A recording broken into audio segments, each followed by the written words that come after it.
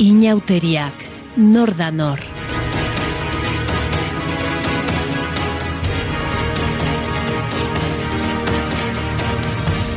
Aretxabaletako txinoak.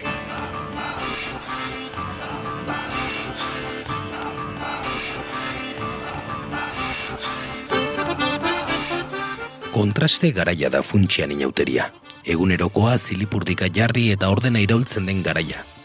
Inauteria kolore bizi eta kaosarekin lotzeko joera nagusitzen bada ere, badira zuria nagusi dituzten mozorro eta pertsonaiak. Zuria da nagusi mundakako atorren artean, bai eta hainbat dantza jardunetan ere. Gizarte tradizionala delakoan, zuria arropa barruko arroparen kolorea zen, baina baita une zeremonialetakoa ere. Hala ageri zaigu dantza munduan. Aretxabaletako txino dantza bereskuratu zeneko 50. urteurrena ospatu zen iaz. Franko hil osteko herri tradizioak bereskuratu eta birsortzeko fenomenoaren adibide ederra dugu. Naiz eta beste inauteri batzuen aldean ez den hain ezaguna. Alkandora luze zuri batez jantzita, jatorriz lotarako gizon eta emakumezkoek erabiltzen zuten kamisoia, buruan zapi edo zapel bat eta oinetan, kolore desberdinetako galtzerdi eta oinetako bana jantzita agertzen dira gazteak. Binakako lerroa osatuz, Aretxabaletako kaleetan, aurpegia beltzez zikinduta. Barruko arruparekin kalere irtete izan da, mozorro simple bezain efikaza. Tolosan zaldunitako dianak gogorarazten duen moduan, intimitatearekin lotu oidena plazan denen bistan jarriz. Aurpegi belztu eta kamisoi zuriaren arteko kontrastean, txistu hotxez, dantzan eta kantuan jarduten dira. 1988 geroztik mutil zein neskeek osatzen dute txino dantza.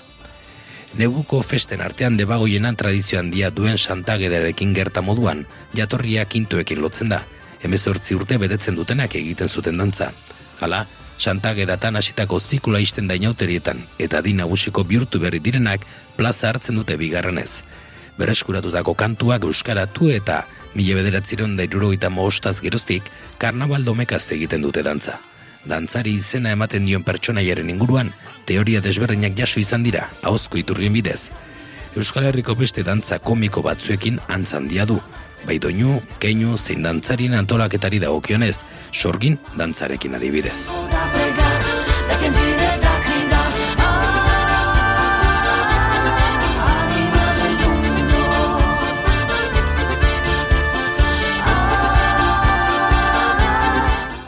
Testua, Aitzpea Leizaola. Ilustrazioak Amaia Kajer. Mediabazk eta Naiz Irratia. Euroeskualdeak lagundutako proiektua.